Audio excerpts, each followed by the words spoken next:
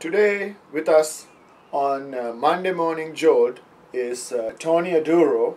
Tony has several businesses and he speaks 11 languages. And one of his businesses is called MediLink. Yes. And then the other is a not-for-profit called AISEDA, Yes. right? AISEDA, yeah. AISEDA. Yeah. Tell us a little bit about AISEDA first, and then tell us a little bit about MediLink. Okay, thank you so much. AISEDA come to being because of the influx of refugee in Fort Wayne, sometimes back about maybe 9 or 10 years ago, in 2002, 2003. So when we have more and more people come into the system, and then depending on the welfare, we were trying to see how we can put African people that come from home as a refugee here into useful, and productive life instead of depending on welfare. So that's why we create this organization to see how we can transition them from welfare into more productive life or more useful tax-paying citizen of the community. Okay. So some like-minded people from church and community members that come together and see that we can actually form an organization that will help them transition or help them, integrate easily, because integration is not something you do in 6 or 7 months. It entails long something process, and then we'll work with them to teach them English, help them get job, and then do some kind of sort of how we can put them in community by making them independent, driving themselves and all those things, so that they can just do things on their own. Yep. And then, so is AISEDA only for Africans? So, like, you welcome other immigrants like the Bosnian and... Yeah, the name is African Immigrants Social and Economic Development Agency. It is not for only African, but it's all immigrant social and economic development So, agency. like if somebody's from Bosnia or Burma This organization serves a lot of people from Burma, we serve a lot of people from Vietnam, and we serve a lot of people from, most, not the Southeast Asian countries. We serve people from, a lot of people from, the Latin America countries, Hispanic. When you look at our calendar and everything, you see a lot of people from, like a lot of Latinos have gone through a program, a lot of Asian have gone through a program, and then a lot of Africans, and then few people from Europe had actually passed through. So we serve all immigrants, not just African immigrants. Well, something that a lot of people don't know is Fort Wayne is a very diverse population. So we have like something like thousands of Burmese people, thousands of Bosnian people, right? And then the large African community. By the way, Fort Wayne has the largest Fort Wayne has the largest Burmese population outside Burma. Oh, okay. In the so outside whole north around, outside Burma, Fort Wayne is the next. Several thousands of Burmese are here, and then a lot of them are going to. There are so many agencies that are serving them, but each year we serve close to 300 or 400 Burmese in our program here, directly or indirectly through their, like English classes, naturalization classes, citizenship classes, and job development programs. We put them through all those things. They have very large number. The same way we have large African population here. But what is creating the larger number is the secondary migration. The resettlement might be so small, but secondary migration, people from other states that has a friend that is here, start moving here, and I think it's because Fort Wayne is a welcoming state or welcoming city. And not only the people, but there are a lot of opportunities. Opportunity is there, though it's not as maybe compared to other states like maybe Iowa and other places or something, it's not that the opportunity is so much there, because we have some difficulty also getting people jobs. But when it comes to family and then security, safety and all those things, Fort Wayne it's a very, very safe area, and then very, very good for bringing up your family and all those things. With a lot of festivals. Yeah, a lot of festivities. Those are the things, because we have so many things going on. The African Food Festival, the German Festival, the International Fairs, and all those River festivals. Fest. River Fest. They are all going on. Three Rivers Festival. It just keeps the city bubbling and all those things. So the diversity adds to it. Yeah. Now, what is MediLink? MediLink is something I just have to come up with because I work as the executive director of AISEDA. I just get some stipend or something like that. It's not like a full-paid job or something like that. MediLink is something I created also to create opportunity for other people to, you know, work. It's non-emergency medical transportation for, you know, people that are on Medicaid waiver, Medicaid or Medicaid, and we transport Medicaid client that are actually accessing Medicaid to Medicaid funded program like hospital doctor's appointment, therapies, adult day program, workshop, all the Medicaid funded program we transport people down there and Medicaid reimburses us or something. Oh, okay. So this is like traveling, like, you know, rather than taking the city bus or taking a taxi, but this is a specialized industry for people who has Medicaid and some other health programs. Exactly. Those people that have Medicaid and then they go to Medicaid funded programs. Okay. That's all. Yeah. So then they can call you they call, or contact you, and then they can arrange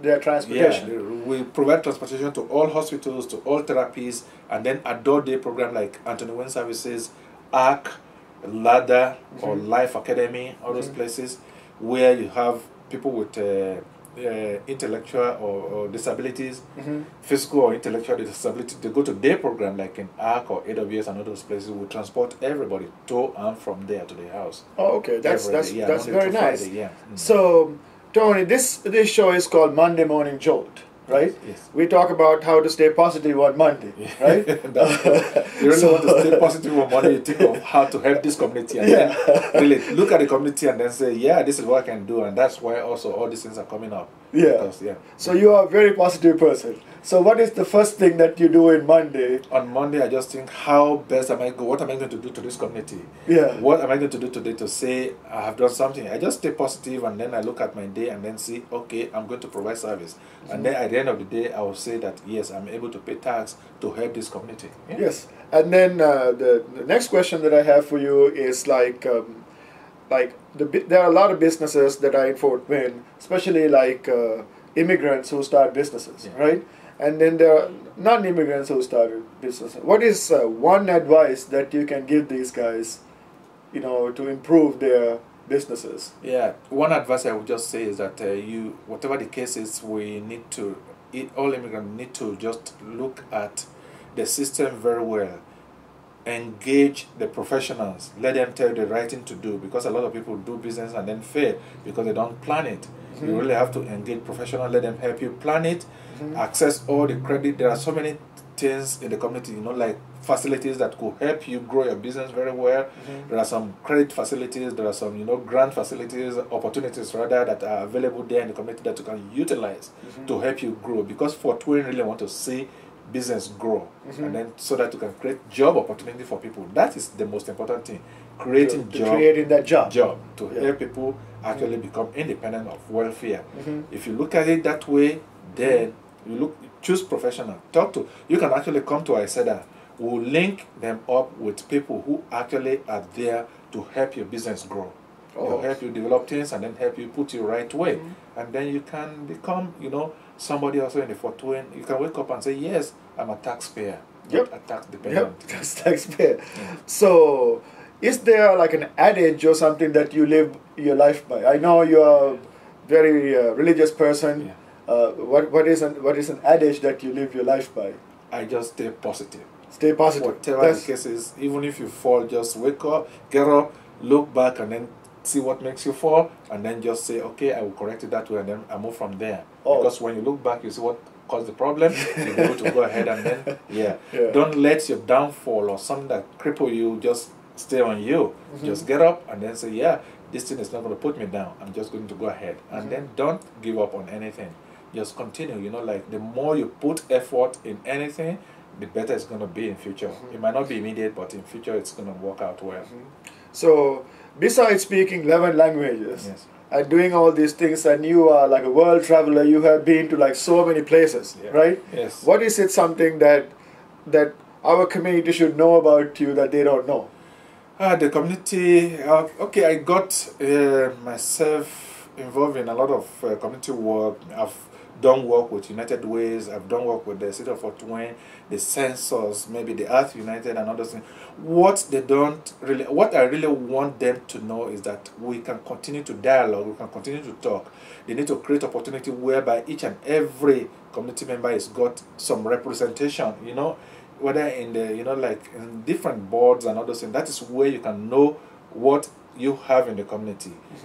As far as we are here, we have the opportunity to say this is what is best for this group and this is what is best for. Until you talk to somebody from that group, you will not know. That is where we come in. And then if people talk to me or talk to other, you know, community leaders, you'll be able to get the best out of every community. And that's what I think it's, yeah. Something that people don't know. Yeah. And people don't know that. And more so,